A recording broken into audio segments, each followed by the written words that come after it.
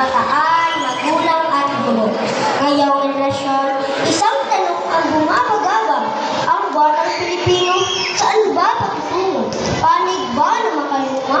May dangal, galang at ugat o sa makabago? Masigla, malaya, mulat sa lahat, sa gitna ng tanong, tayo'y magtitimbang. Simulan na ang palitan. Batang Pilinoon, may pusong kainis, gumagalang, marunong tumahimik at magtiis. Alamang po at opo, di marunong sumagot. May malasakit sa magulang, laging may namumuot. Langsangan man o sa paaralan, ang sakadisente, hindi nauupo sa gadget at di nakakalimot pagdasal ng palagi. Ulit ngayon, bakit kami inuusga ng gadagal? Dahil ba't may cellphone? Kami tila masama nagpabaya? Kami natututo sa bang paraan. Mas mabilis, mas bukas, nag-iisip, nagtatanong, hindi sunod lang ng basta-basta. Ang batang Pinoy ngayon ay may lakas ng loob. Tumitindig para sa tama, hindi lang para sumunod. Tama nga kayo ulat, pero saan patungo? Kung ang kultura niya lulunod sa dayuhang puso, hindi na kilala si Balagtas, pati si Rizal nakakalimutan. Mas kilala pa ang influencer ay sa sariling kasaysayan, na saan ang tamal na kabataan sa tahanan, nawawala na, napalitan ng global na pamilya. Hindi nawawala. Nag-iiba lang ng anyo. Ang kabataan ngayon, makabayan pa rin sa puso. Ginagamit ang plataforma para sa advokasya. Nagpapahayag ng saloobin, may pakialam sa lipunan at politika. Hindi kami tahimik kasi panahon ng para salita. Para sa pagbabago, para sa katarungan, para sa masa. Ngunit ang paninindigan ay walang saysay kung walang asal. Ang galing sa salita'y wala kung hindi marunong umiral. Kayo'y palaban, ngunit minsan sobra na ang tapang. Wala nang preno, ni respeto man lang sa magulang. Ang kabataan noon, marunong tumanggap na mali. Ngayon, lahat ay pinagtatanggol. Mali, pinipilit, ituwid palagi. Hindi kami bastos. Kami matapang at may tinig. Kami hindi matahimik. Kami naman ay matuwid. Mas pipiliin namin tumayo kaysa manahimik sa harap ng mali. Pagkat ang pananahimik ay pagsang-ayon din sa kawalang hustisya. Hindi ba't ganyan din ang sabi? Ang respeto namin ay totoo, pero hindi bulag. Batang Pinoy ngayon, hindi na magpapagamit o maaamak. Tila umiinit ang baga ng damdamin. Ang puso't isipan nila ay buong tapang ng marap sa paningin. Ngunit tandaan, kabataan, ay hindi dapat hatiin. Sa halip ay tulungang magkaintindihan at magtagumpay sa isang layunin. Ipagpatuloy ninyo ang palitan, ihayag pa ang saloobin.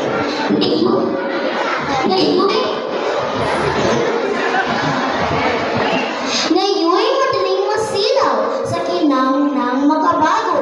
Pero ang tunay na yaman nasa loob, hindi sa moderno. Nasa simpleng buhay, sa ugnayan sa pamilya, sa paggalang sa guro, at sa pag-ibig sa kultura. Batang Pinoy noon ay may kababang loob. Hindi kailangan ipagsigawan ang bawat mabuting loob. Ngunit bakit kailangan itago ang kabutihan kung ang layunin ng magulang na iba't pagkabataan? Kaya nga kami maingay, hindi para magyabang, kundi para maging inspirasyon, para mas marami pa ang lumaban. Bakit masama kung marinig ang tinig ng bagong henerasyon? Kung ito'y nagdadala rin ng kapayapaan at aksyon. Ang tunay na batang Pinoy ay hindi lang matalino, kundi marunong lumuhod at magpakumbaba sa Diyos at kapwa-tao. Ngunit sa sobrang abala sa online na mundo, ang halaga ng pananampalataya tila nawawala.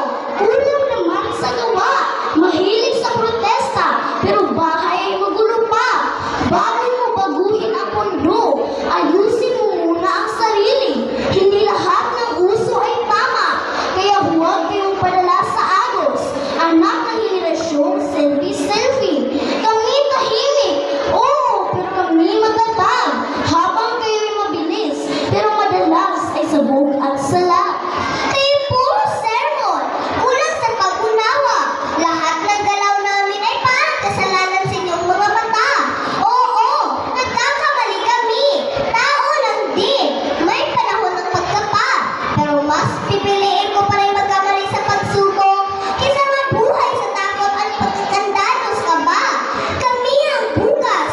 Kahit gaano pa kabigat ang duda, hindi na kami magpipigilan. Kami ang bagyong may talangbang pag-asa. Kung tunay kayong para sa bayan, bakit nila kayo'y nahihiyawalay? Sa sariling wika, naghihirapang magsalita. Ingles ang panay, tutuloy nila laro. Kasaysayan ay binabaliwala. Paniniwala'y nabubura sa mabilis sa pag-ikot ng bagong alaala. Batang Pilipino raw kayo, sa gawa, hindi sa inyo. Pagmamahal sa bayan, hindi lang sa tula o video. Pagmamahal sa bayan ay hindi nasusugat sa kung paano kami magsalita, kundi sa tapang namin humarap sa mundo ng taas mo at may pagtata. Kahit kami may slang, kahit kami nasa internet, dala namin ang pinasa puso, sa isip, sa lahat na dalawang takpang na tapat. Ang kabataan ngayon ay hindi na basta tagapakinig. Kami tagapaglikha ng bagong pag-asang matagal yun ang hiniling. Magandang araw.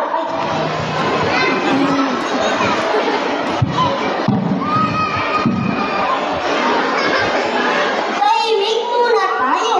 Dami ng init ng salitaan. Sa bawat taludtod ay may kirot, may alam, may paglalaban. Parihong panig ay may tinig, may saysay, may pakay. Ngunit hindi laban ang tunay na kailangan ng bayan, kundi pagkakapatiran ang tunay. Ang batang Pinoy, makaluwag man o makabago, ay parihong bunga ng pag-ibig, ng paningin, at ng dugo ng bayanig bayang Pilipino. Panahon na upang hindi mag-away, kundi magsaya sa pagbangon.